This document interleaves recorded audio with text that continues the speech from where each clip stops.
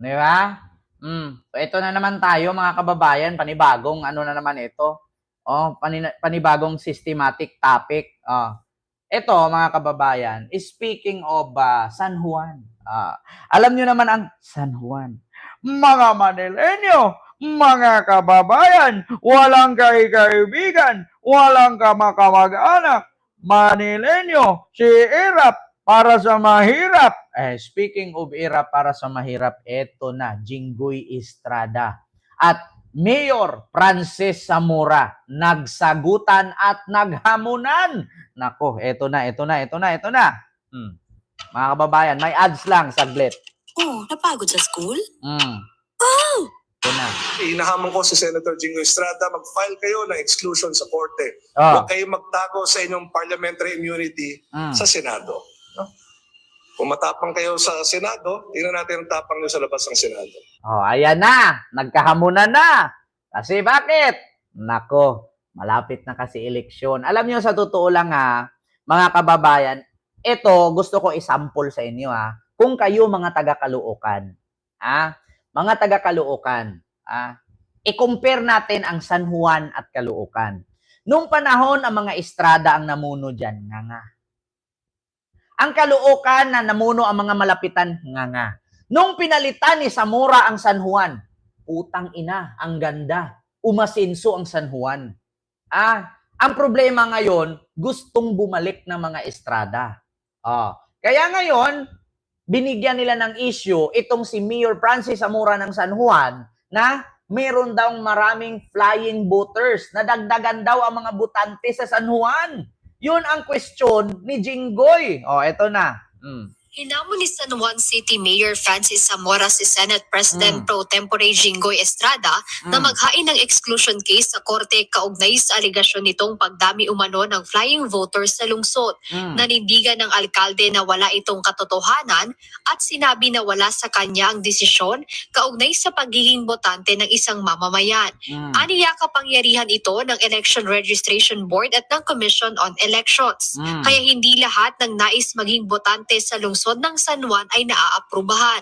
Totoo naman talaga. Alam nyo kung bakit dumami ang magiging botante dyan sa San Juan? Ganito lang yan Dalawa lang rason dyan.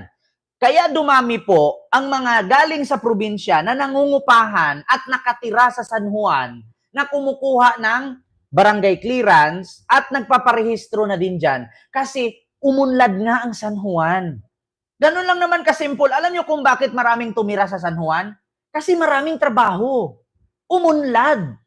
Sa San Juan, pag inikot nyo ang San Juan, maraming mall dyan. Merong Green Hills. Merong Pure Gold. Merong mga buildings dyan. May mga ano pa nga dyan Mga tawag dito, call center company. Maraming mga establishmentong nakatayo. Alam nyo, sa totoo lang, malaki ang San Juan. Sa Green Hills pa lang. Makita nyo yung barangay sa Green Hills, napakalaki. Akala nyo City Hall? Kaya sabi ko sa inyo mga kababayan, i-example ko ang San Juan sa Caloocan. Dati ang San Juan kulay orange yan. Kulay orange ang San Juan nung si Era pa. Ganun din ang Caloocan. Kulay orange din ang Caloocan nung si Along pa. Kapag pinalitan ninyo ang Caloocan kay Trillanes, magkukulay blue yan. Itigil nyo na yung marupok na kulay orange na rabbit lang ang nabubuhay sa mga carrots. Tignan nyo nung pinalitan ni Zamora, ang unlad ng San Juan. Maniwala kayo sa akin, i-check ninyo ang revenue ng San Juan. Napakalakas, napakaganda at unlad. Kaya dumami ang tao sa San Juan. Bakit? Maraming trabaho, maraming mga establishmento ang nakatayo. Kaya huwag kayong magtaka na kung bakit maraming nagpaparehistro at lumipat sa San Juan. Kasi maunlad. Kung ikaw ba naman tao, mas piliin mo bang tumira sa Caloocan, wala namang trabaho dyan? Siyempre, doon na lang ako titira sa San Juan. Di ba?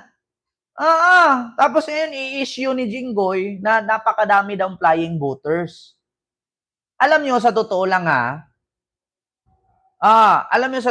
mga kababayan, katulad ni Ma'am Nikki Mariano, alam mo, Ken, taga Green Hills, San Juan ako. Every September, may free labor laboratory kami. Di ba?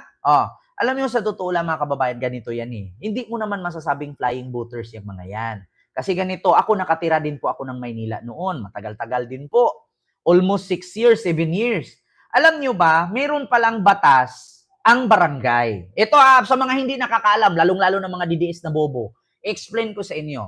Meron kasing batas na ang barangay na kapag once nakatira ka dyan, na umabot ng 6 months, pwede ka nang maituring na residente sa barangay na yan. Di ba? Once natitira ka sa lugar na yan at lumagpas or umabot ng 6 months, pwede ka nang ituring na residente sa lugar na yan. Yan ang batas sa barangay. Kaya kung may mga trabahanting nangupahan dyan na kumuha ng mga boarding house, tapos lumagpas na ng taon, matatawag na yon na residente sa lugar. Napakarami pong trabaho sa San Juan. Yun ang katotohanan. May mga Jollibee, may mga fast food dyan. Bakit hindi babasihan ni Jinggoy ang census? Bakit babasihan niya ang chismis? Kung naalala ninyo, ang mga Estrada, tinanggihan ang tulong nila. Napakalakas ng improve ng San Juan. Sa totoo lang, maganda ang San Juan this time. Simula nung umupo si Francis Zamora. Alam niyo ba na ang mga Estrada ay sinusuka sa San Juan?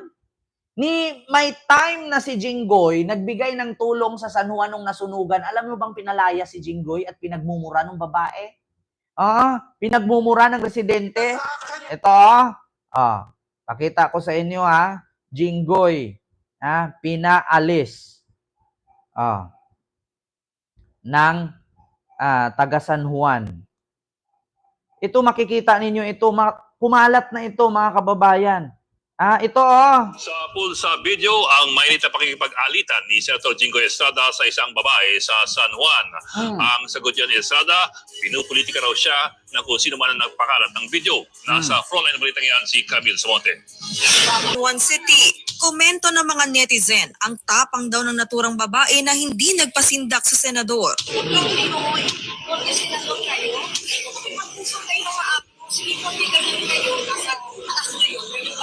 Naglabas ng pahayag ngayong araw si Senator Estrada kaugnay sa kumakalat na video online. Ayon sa senador, noong April 18 pa raw ito nangyari.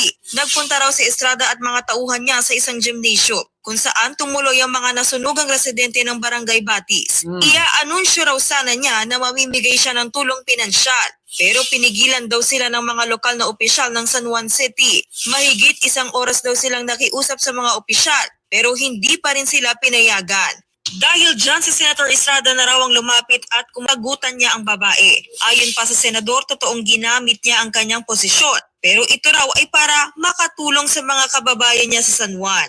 Tingnan ninyo, ayaw tanggapin yung tulong ng mga Estrada sa San Juan. So ibig sabihin, maunlad nga ang San Juan. Biruin mo, magbibigay ka ng tulong, tatanggihan.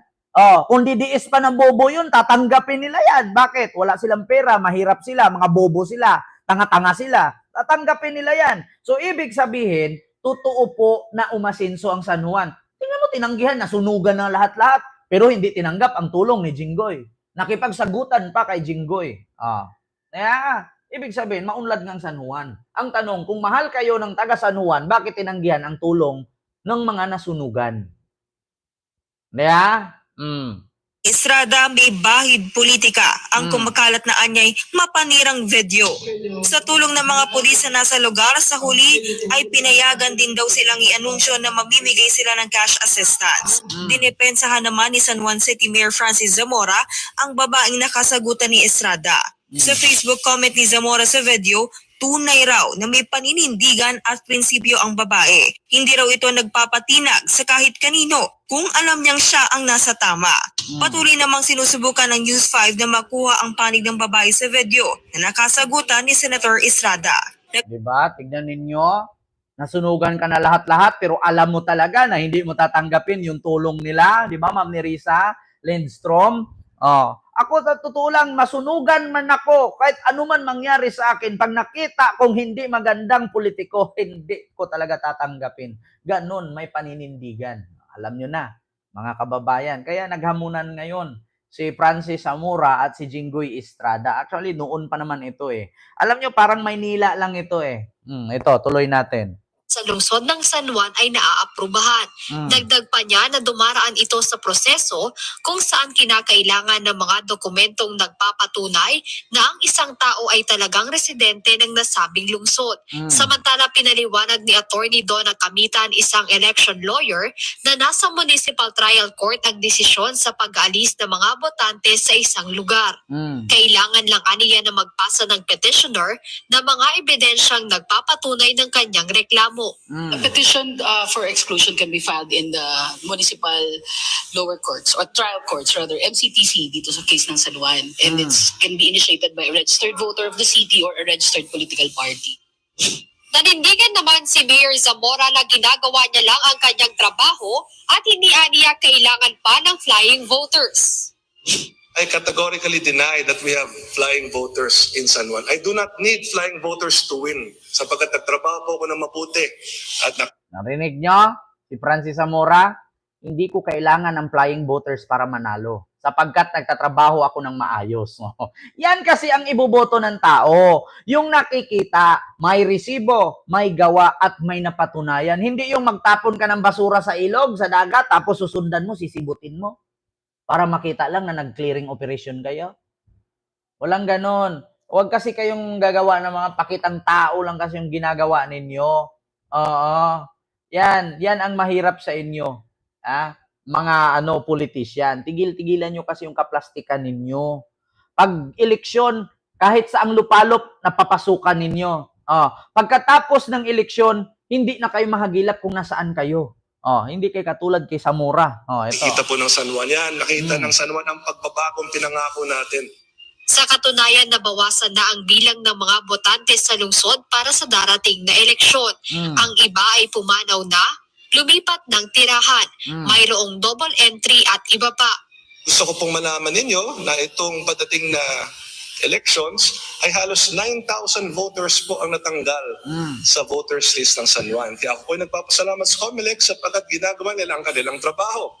Sa kabila ng issue, tiniyak naman ng punong lungsod ng San Juan na ipagpapatuloy nila ang dapat nilang magawa para sa mga mamamayan sa lungsod at hindi aniya magpapaapekto dito.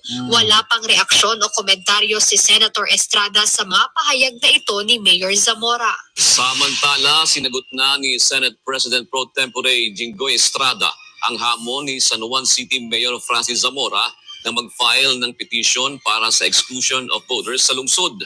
Ayon sa mambabatas, malakas ang loob ng alkalde na maghamon dahil tapos na ang period of filing ng naturang petisyon.